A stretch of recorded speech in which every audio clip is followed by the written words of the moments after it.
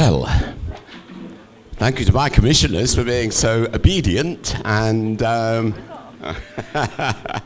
and we resume this very important hearing with witnesses from Estate Services, Quadrant Services, and Pinnacle. And it's my pleasure to welcome our witnesses, and let me start out, as we always start out, by inviting them to identify themselves and to tell us a bit about what they do. Sharon, why don't you start first? I think actually it will work. Is it working? Yeah. Good evening, I'm Sharon Schaefer and I'm the Head of Estate Services for Hammersmith and Fulham. And I know that we're going to talk tonight mainly about caretaking and grounds maintenance, but actually there's quite a lot of other estate-based services that I actually manage. And I thought I'd just give you a quick run-through of what actually comes in within the scope of estate services. So within my team, we manage the Estate Support and Security Service, which some of you will know as Concierge, on 4 estates across the borough. We've got a play budget, so we look after the playgrounds across the estates. We manage all of the utility bills for landlord's lighting across the borough, and an estate improvement budget. We've been involved in quite an interesting estate improvement budget up till now, where we've managed the council's budget, which is resident-led. Council gives sort of £500,000 a year towards desirable estate improvements. So that's a bit about me and what I do. I'll hand over to Stefan. Thank you. My name's Stefan Chelajinsky. As it said before, I don't work for Quadrant Services. I'm the Parks Officer. I work for London Borough of Hammersmith and Fulham. I mainly work on sites in the north of the borough. I've got a colleague who covers the south of the borough, and we look between parks and other aspects on the grounds maintenance contract, including other duties too.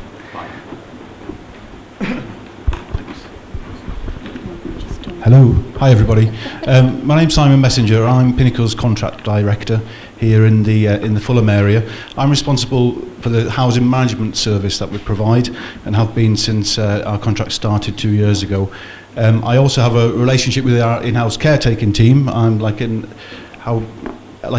internal client, as you say, so they kind of report up through me to our directorate in Pinnacle.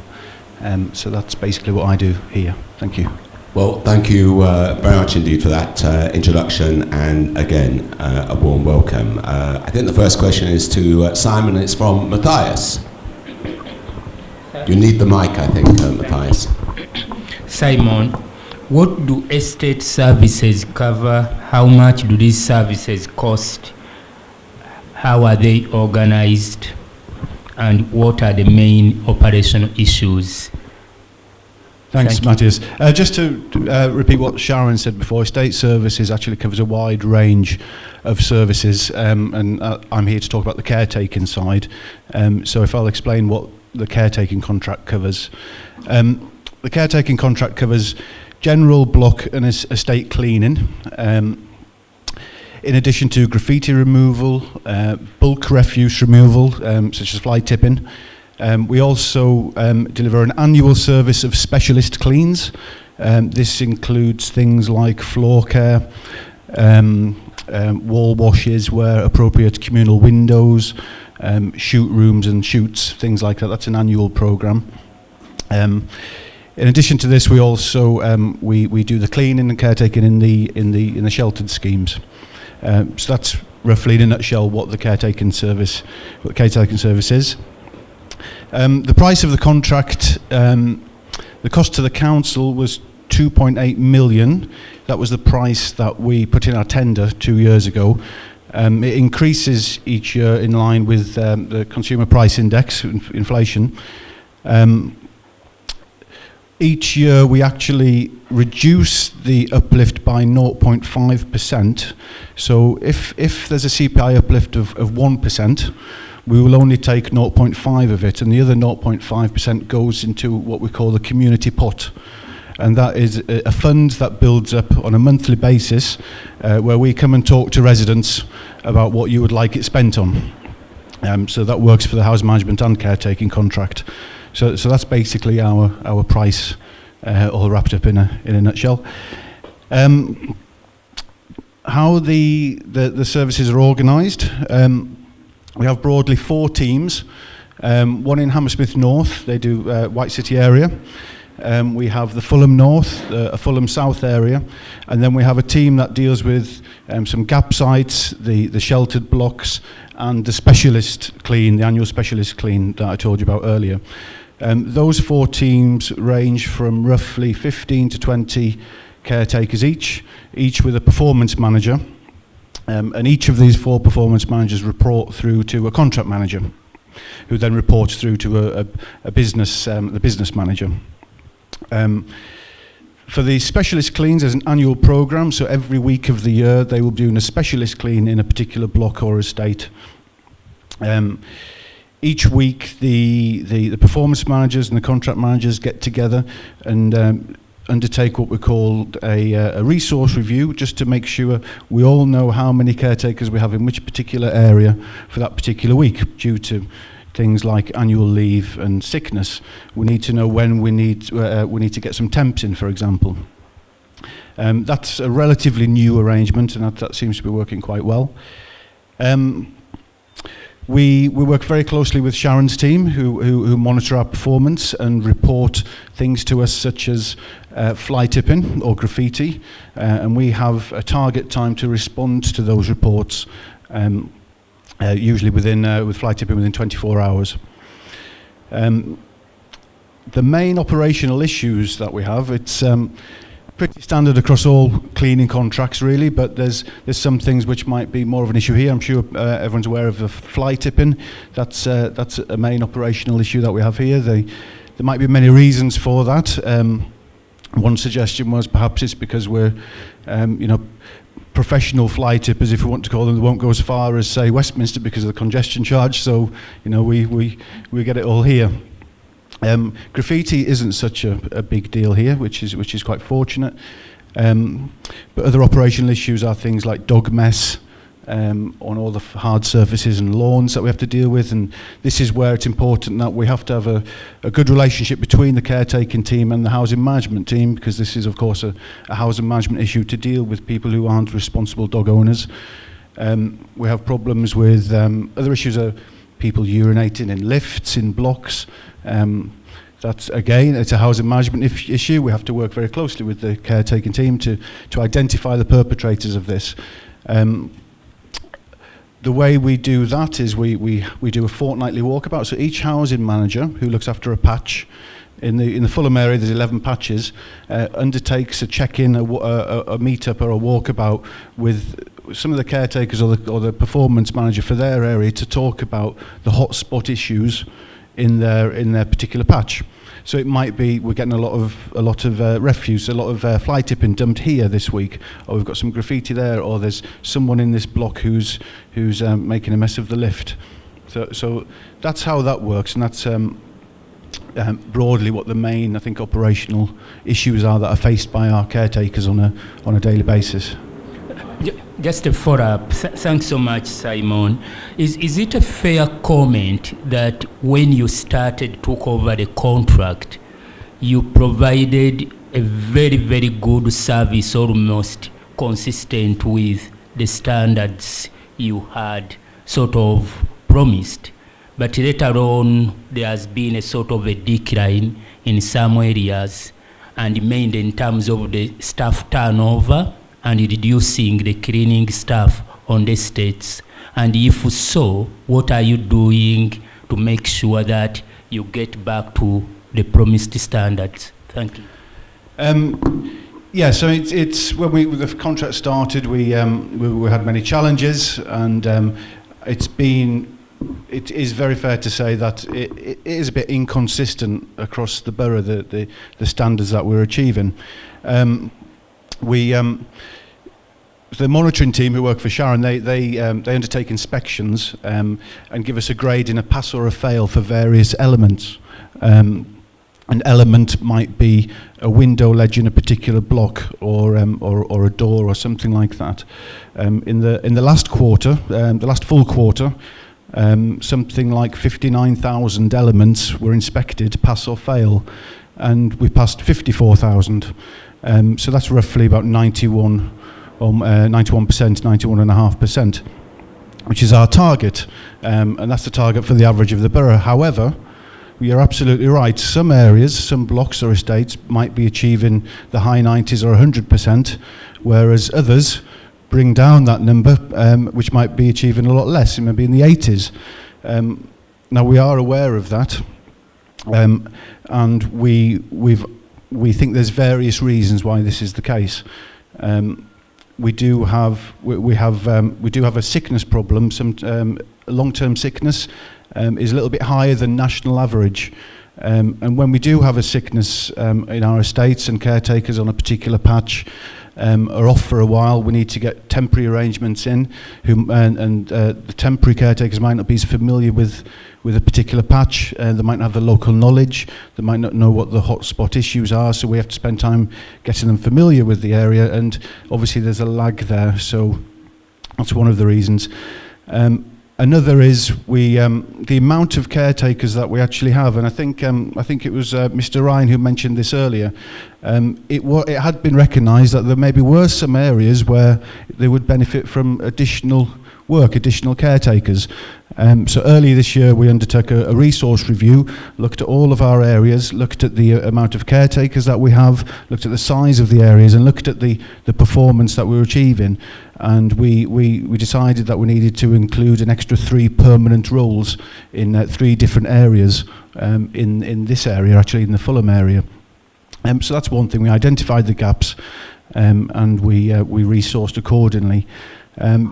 Another thing is gaps in skills is one thing that we've identified, and as a response to that, we've got 2 of our caretakers who are now accredited trainers for BICS, which is the British Institute of Cleaning Sciences. They're accredited trainers, and they've been working their way around training up caretakers who aren't at the skills that we would like, and they've been getting the accredited training. They've been getting the certificates in things like dealing with hazardous waste and cleaning techniques and things like that. So we have a program in place to deliver that now as well. So we do recognise there has been inconsistency.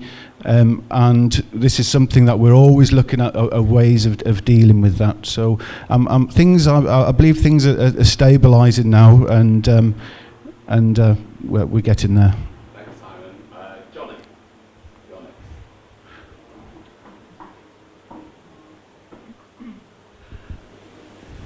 next. Yes, okay, Sharon, sorry about that.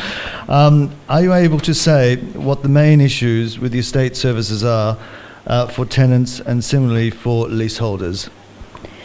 I think that Simon has already reflected on the physical issues, such as antisocial behaviour.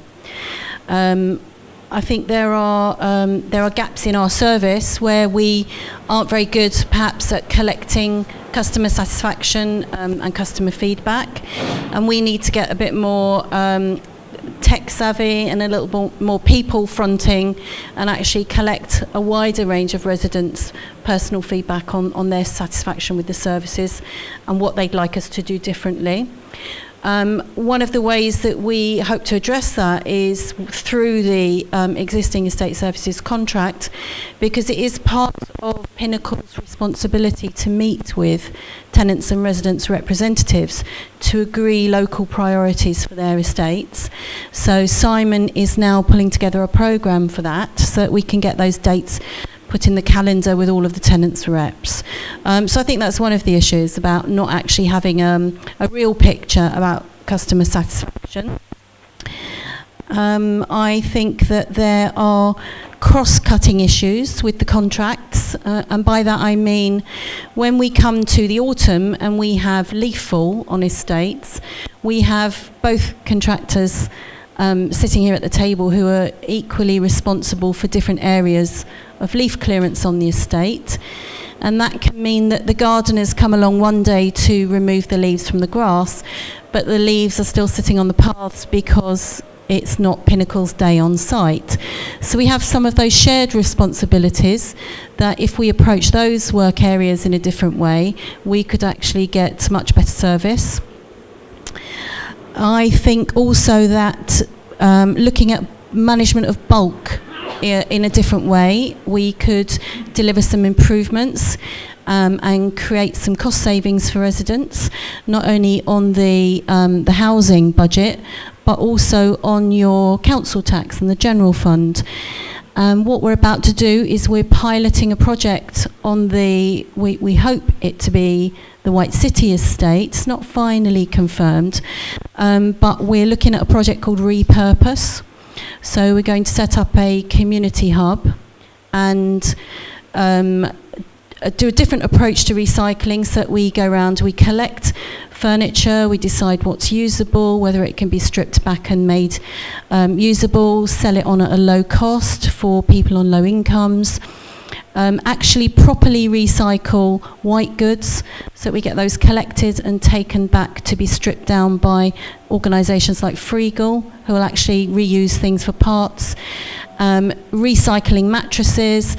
And by recycling all of these items, it means that we reduce what goes to landfill, and we can achieve some savings on the council tax bills. So it's about us being a bit more creative and tapping into some of the bigger issues out there, that we can deliver a better service both for tenants and for leaseholders. So I think we need to work a bit more creatively and make sure we tap into the modern world, because I think some of what we do is still quite old-fashioned. Sharon, going over now to thinking about ground maintenance, what does that term actually cover in terms of what gets done? How much do the services cost, and how are they organised? The ground maintenance contract obviously is currently with Quadrant Services, and it's a shared contract with the resident services, so they deal with the parks, cemeteries, schools, etc. across the borough. The housing contract deals with the maintenance of grass, shrubs and hedges, low level growth on 10% of our tree stock each year, weed treatment on the beds. I'm just looking at Stefan to see if I've missed anything out. Leaf clearance from soft surfaces once we get the leaf fall period, normally from about October through to January. The contract, housing's share of the contract, we have a budget of around £800,000. The majority of that is dedicated to the programmed maintenance. So by that I mean all of the grass cutting, which takes place on a regular cycle, hedge and shrubs twice a year. And we've got a very small budget which is left for restocking shrub beds, etc. So if plants die, to pull them out and refresh them. Shirley, anything more? Sophia. Stefan, what are the main operational issues? I'm not sure this question was aimed at me, because I think that it was on the understanding that I work for Quadrant Services, so I'm not answering on behalf of Quadrant Services Limited. I work for Hammersmith and Fulham, so I act as a monitoring officer, the parks officer, monitoring the works that are carried out on the grounds maintenance contract areas. If I look at it from that perspective, as Sharon's just iterated, there is grass cutting. A lot of grass cutting. Each site is unique, so some sites don't have grass, or very small areas of grass. Some have rose beds, some don't. The one behind us, White City, there is an awful lot of grass cutting up there. So grass predominantly is a large part, but not on all sites. Some just have back gardens. We have large estates, gap sites. I think it's over 150 sites we look at, and so it's quite a few. But grass, hedges, shrubs, rose beds, of which there aren't that many, and some tree works, as Sharon said, about 10%. So we're looking mainly at the basal growth that can come up from lime trees, for example, or some of the growth that can sprout out the side of trees that can be reached from ground level. So it's predominantly those sorts of works on about 10% of the trees.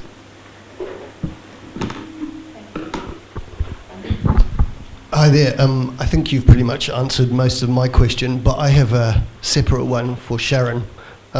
You've got 3 external contractors, Pinnacle, Quadrant and Mighty, but Pinnacle is the only one that deals directly with residents on a day-to-day basis and therefore has to absorb their residents' immediate concerns, complaints, etc. So my question is, how do you maintain the communication between your contractors, between Pinnacle and Mighty, between Mighty and Quadrant? All of the operational managers who work on the estates are in touch with each other and have a very good working relationship. So Paul Herbert, who works on Pinnacle, as an example, if he has an issue with refuse, he'll either come through the client team or else he'll ring Serco direct and raise the issue with them. So if a bin hasn't been emptied, he'll get on the phone and say, can you come and do that? Anything that's reported to us will then log on the council's formal monitoring system. Equally, we've got quite a good relationship between Serco, between Quadrant and Pinnacle, and the guys tie up so that with leaf-fall, as an example, Quadrant provide Pinnacle with their rota for leaf clearance in advance so that Pinnacle can, if possible, work with them so that they're on site together. It doesn't happen as often as it should, but we have actually got some recognition of what the cross-cutting issues are and how they can work better together. We have in the past had joint meetings, so I know that Pinnacle and Mighty have had a meeting. These have met together, Serco, Pinnacle have met, and I think what we need is the one where we get all 4 of them round the table, because it's important that we also include Serco. But my question remains, how do you, the council, ensure that the 3 contractors are communicating with each other properly? Not that they're communicating with each other and you leave them to it, but how do you know that they are doing it? How do you measure that? And it's by looking at the individuals as they arise and then doing lessons learned from them, making sure that they all understand their part in whatever the process is. And it's by clienting a meeting where we have them together and we agree what the cross-cutting issues are, what the solutions are, and then we hold them to that at our various operational meetings. I have more on that, Chair. If you remember from earlier, I'm an outsider to the borough. I want to get to the bottom of this quite straightforward issue of estate walk-rounds, estate inspections. So we heard earlier, I heard earlier, sometimes these happen, sometimes they don't. They're a bit hit and miss. Some caretakers engage, some don't engage. Housing officers sometimes do it, then they lose enthusiasm, is what I think I heard. Simon, you're saying each housing officer is obliged, I think, to do a walk-round every 2 weeks. Now, how does that link in with the other providers? How does this all fit together? It strikes me as one very simple model of satisfying residents of high quality, but I'm confused about what's happening and what's meant to happen. Is it okay if I respond? Okay. What Simon was referring to about a walkabout every 2 weeks is actually something which is in the estate services contract, and it's about the housing officer and the caretaker walking about on their patch to identify local issues. So that is very separate to the estate inspections that the residents group have been talking about. On a quarterly basis, every estate that is in receipt of a caretaking service has this estate inspection. That's led by the housing officer and is attended by a Mighty representative and a caretaking Pinnacle representative. And that's part of Mighty's contract and part of Pinnacle's. In the estate services contract, we have left it so that Pinnacle can decide which officer is most appropriate. They might think that through their fortnightly walkabouts, there are growing issues that they need actually a manager or a team leader to attend the quarterly estate inspection. Or it might be that the estate is running quite well and that the caretaker can handle the quarterly inspection. So there are the quarterly inspections, which are Mighty and Pinnacle, led by a housing officer, and these fortnightly visits, which are just the Pinnacle and housing staff to look at local issues. Well, what about resident involvement? Sorry, of course. The TRAs are very involved in those meetings, and as are the ward councillors. They're invited too. And I think what John was talking about earlier is that on the estates where you don't have a tenant's representative, because not every estate where there is a caretaking service has someone to represent them. They're the ones where there's the gap, and this TRIP team needs to fit in and help. Yes, so Sharon and Stefan, I'm just very interested to know from the Hammersmith and Fulham side, when concerning the by-borough arrangement that has come into force between the boroughs, particularly as far as the green waste and gardening, has that helped you, I don't know, develop more efficiencies, or is it becoming more top-heavy? I'm just very interested to know from this borough's perspective, has it helped this borough out, or is it actually a lot more work and a lot more bureaucracy? I obviously not answering on behalf of Quadrant. From my perspective as a monitoring officer, I'm a by-borough parks officer. There are 3 of us in the shared services, and so should my colleagues be off, obviously I can cover areas likewise. From that perspective, that's the way. From that perspective, that's the way that works from my job aspect. For Quadrant, Quadrant are delivering within Hammersmith and Fulham.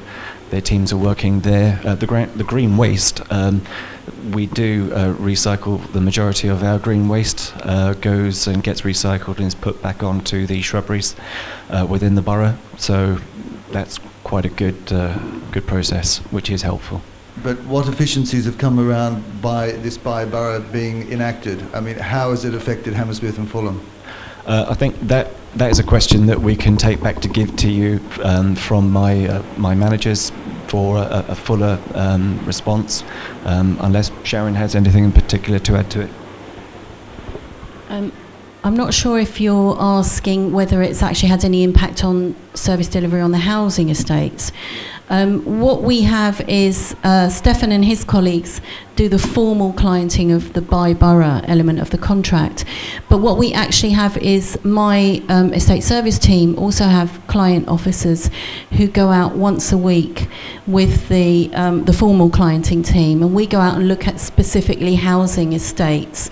So we've still managed to retain quite a nice chunk of the client side and all of the back office function, even though the service went by borough. So we've still retained all of the original resource that we had at the start of the contract, and all of the original kind of dedication to the work, etc. They've maintained the original service standards. So it certainly hasn't affected us negatively. I'm not sure that I can say there's anything hugely positive that's happened. I think it's still operating fairly successfully.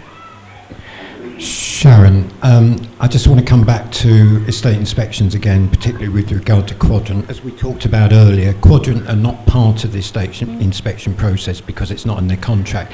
My concern is how residents are kept informed about what work Quadrant are doing, how Quadrant report back to residents. I'm aware that there are surprise inspections done by the client team with Quadrant, which the residents are not involved with. How can you ensure in the future that there is a proper audit trail from Quadrant down to residents, so that residents are kept up to date with what's going on? Okay, totally acknowledge that Quadrant aren't part of the routine estate inspections. That's partly because they're not resourced to attend the quarterly inspections. There is only one managing officer. He has already made a number of visits around estates and met with interested resident representatives, and he's more than happy for that to continue. So he said within a reasonable level he's at your disposal. Come and look at any local issues. What we've got is we've got their work schedules posted on notice boards. We've got their work schedules on the website underneath the estate services page. I met with them recently. They're about to roll out their estate inspector offer. So we're going to be promoting estate inspector opportunities for anybody that's interested in managing or helping to monitor the gardening contract, or even just somebody who's got a particular interest in gardening, to go out along with Stefan and Colin or Jim, who are my estate services client team, to look at the local standards and report back on what's going well and what isn't. So definitely the resident inspector initiative is something we've been quite slow to deliver, but it's about to kick off. So anybody that is interested will be welcoming you with some training as well about the contract standards. The monitoring takes place every Tuesday morning, so anybody can come to any Tuesday inspection that they want to, totally free, drop in at any time, or you can just attend the one on your own estate if you're interested. You can add to that. What we do on the Tuesdays when we joint monitor with Quadrant, a housing officer, monitoring officer, and a colleague, myself, north or south of the borough, is frequently we do meet on request with residents. So there may be certain concerns that a resident has got in relation to an area. And I must say that it's always fascinating when you go into somewhere that you haven't seen for a while or have never been before. Obviously, sometimes it's pests and diseases that we can be looking at. Sometimes it's a new plant that's crept in. So it's always very interesting that way to understand what it is that is a concern. But we do have requests to meet, and we do get them. So we do mix with the residents. We do have involvement. We do also. Sorry, there's I think. There were the housing forums which we were attending when they were running, so we did go to those. I think they were running for a period, so we did have involvement and feedback from the residents then. I think we had about 18 months ago, was it about 18 months of those, so we had very positive comments, and frequently we had some requests for site meetings to look at improvements. And that's been the mechanism through which I found we've been operating. There's just one thing to add to that. We have been having discussions ongoing with Quadrant, recognising that actually what you'd like is a bit more information from them on their performance.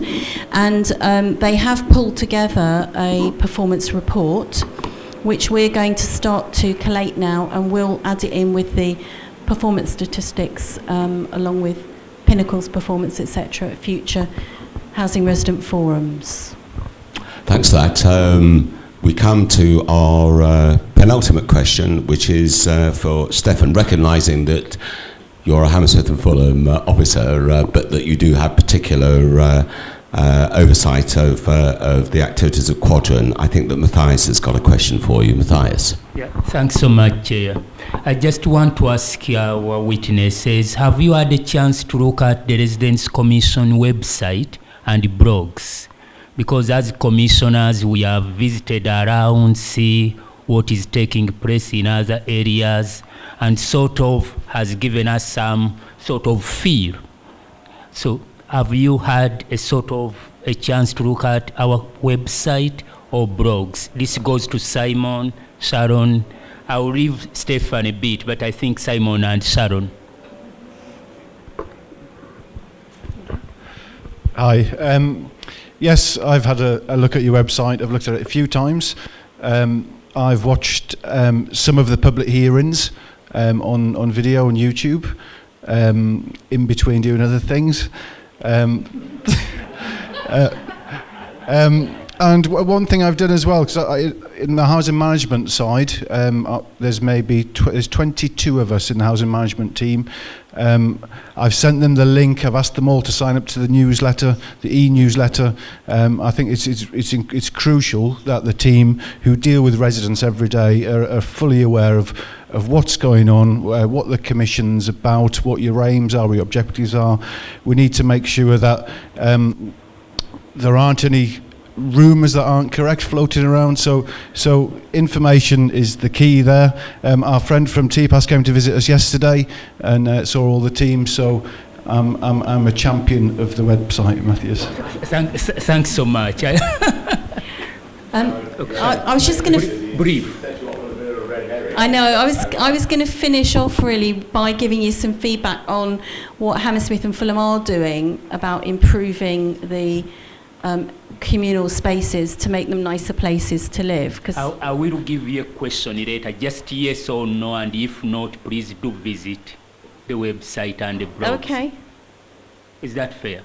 So, let me go back to the question. On several of the Commission's evidence, we have moved around gathering information on what other housing associations and landlords are doing. They are investing a significant amount of energy, time, and resources to ensure that the environmental services create attractive places to live. What emphasis is there on this in Quadrant's contract, and what is your approach in making sure that you give the residents outstanding service? I will give you just one example. Poplar Arc is the second poorest borough in London.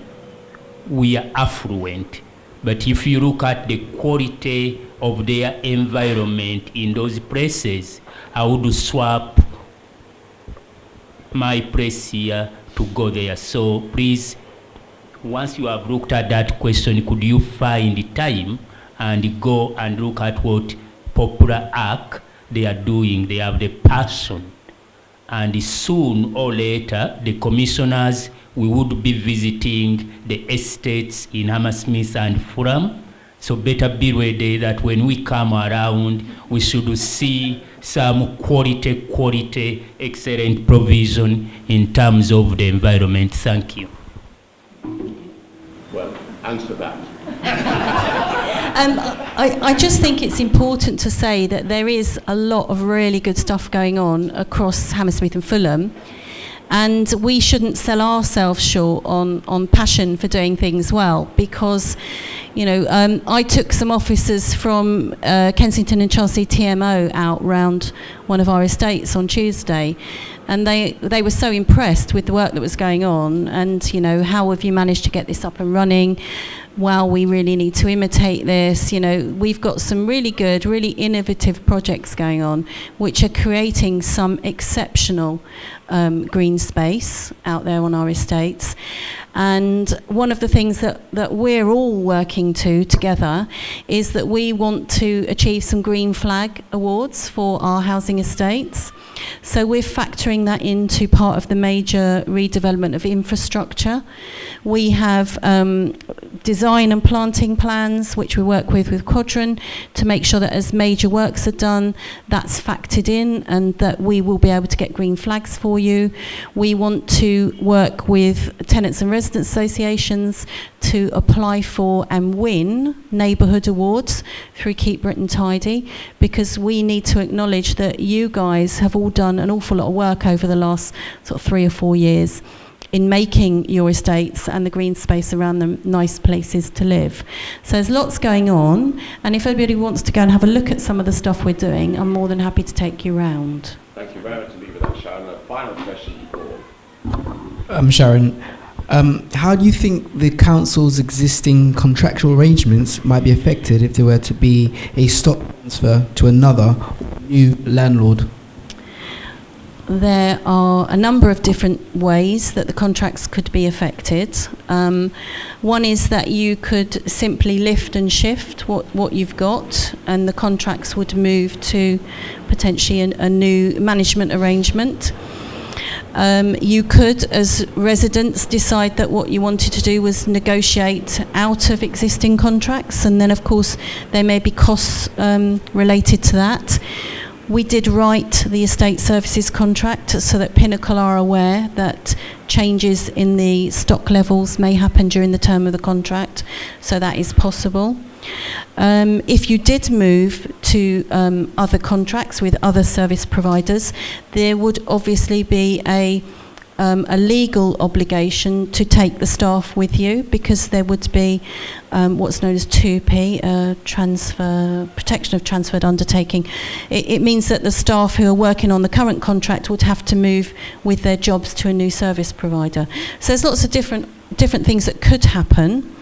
Obviously, the simplest thing is to lift and shift and take the contracts with you. It's slightly more difficult to negotiate your way out of contracts, and if you do that early, there may be costs involved with that. That's the first time we've asked that question, and that's a very good, interesting and thought-provoking answer. Thank you very much indeed for that, Sharon. We've come to the end of our proceedings. As I said at the beginning, there is nothing more important in the area of social housing, the repairs, maintenance and estate services.